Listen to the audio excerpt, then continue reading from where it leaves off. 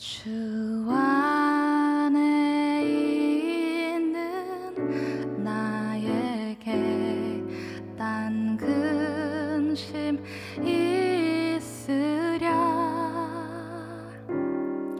십자가 밑에 나아가 내 짐을 풀었네.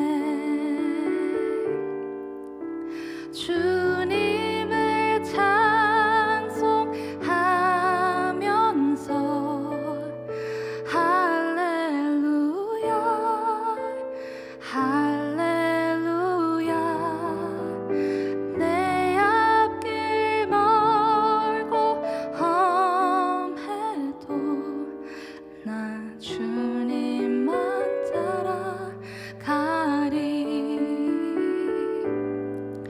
그 두려움이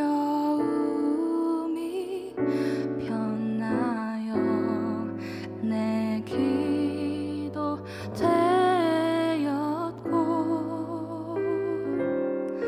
전날의 한숨 변하여 내 노래 되었네.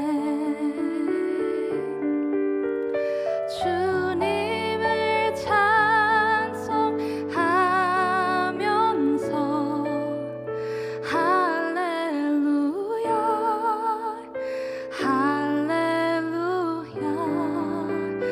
내 앞길 멀고 험해도 나 주님만 따라가리. 주님을 찬송하면서 할렐루야 할렐루야. 내 앞길 멀고 험해도 나 주님만 따라가리.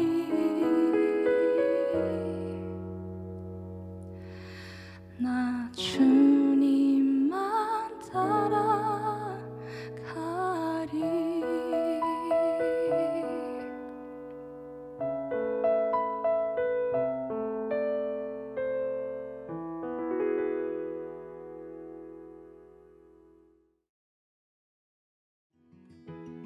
토요 묵상 말씀은 시편 70장 1절에서 5절입니다.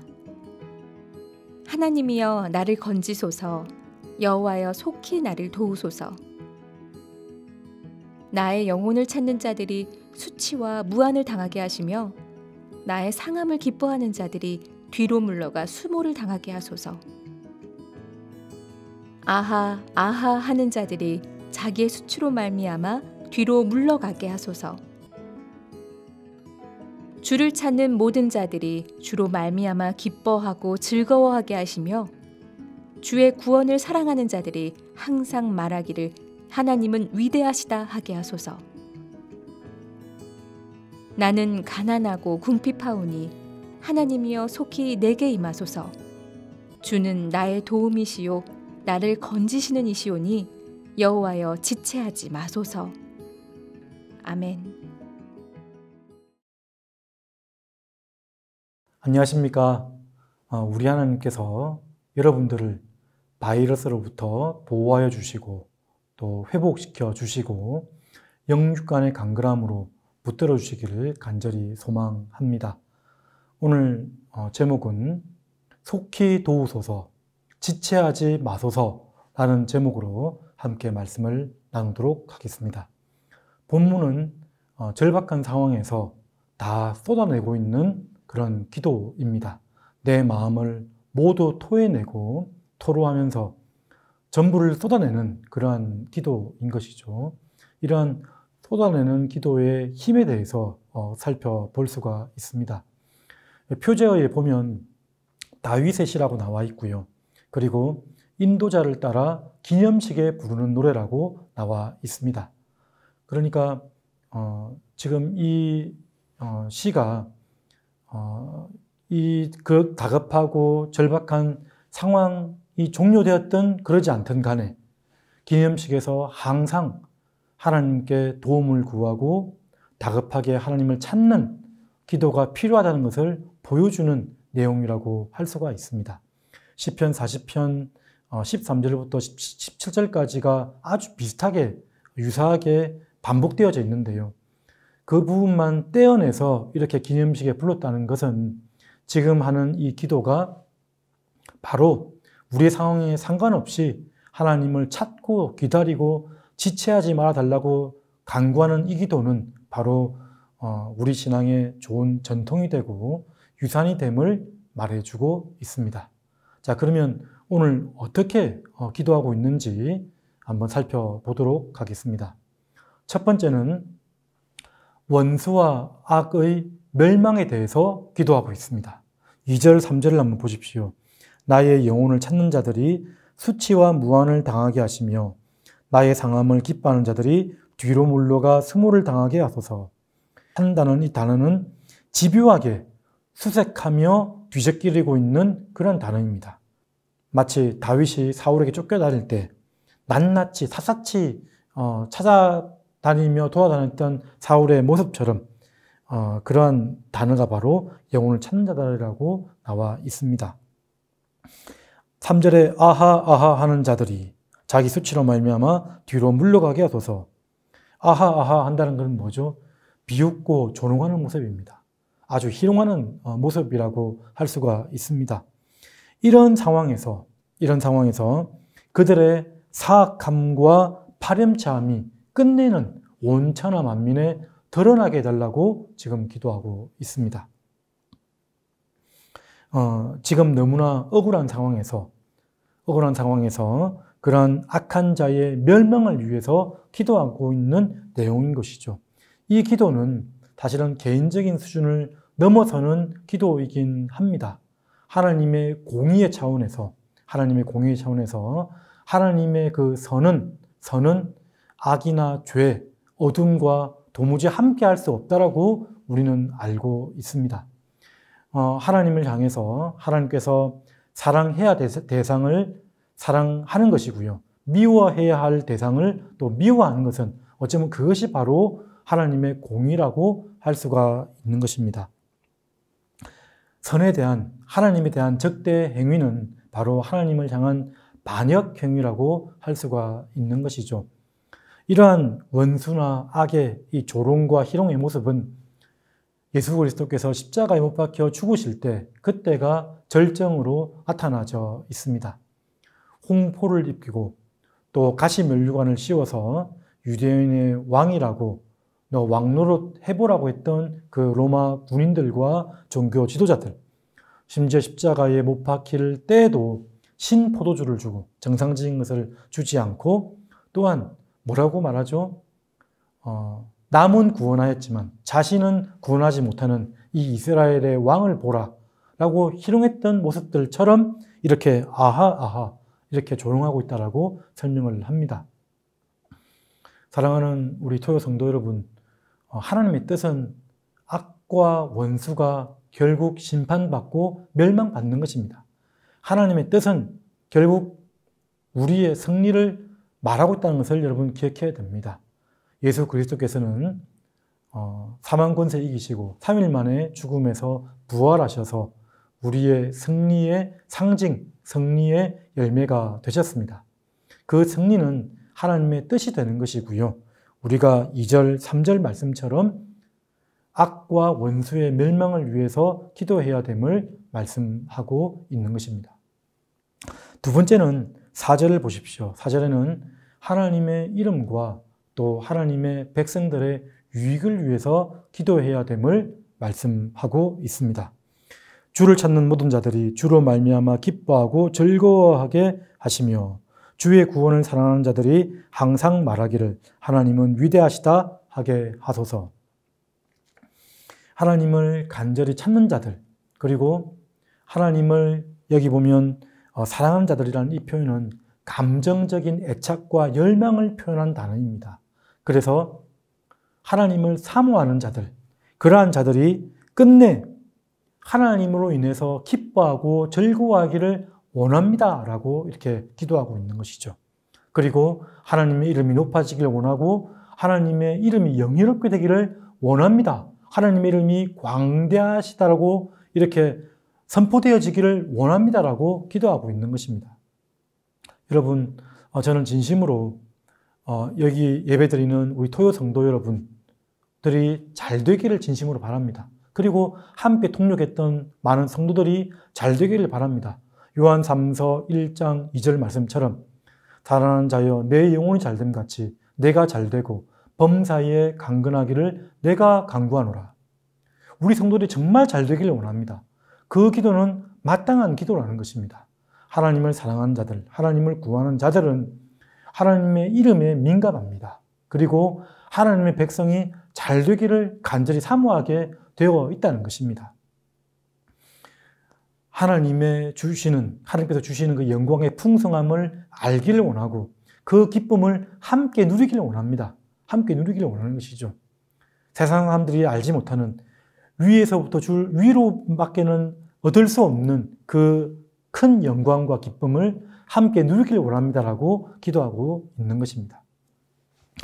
자, 마지막 세 번째는 하나님의 지체 없는 도움을 기도하고 있습니다. 5절 보십시오.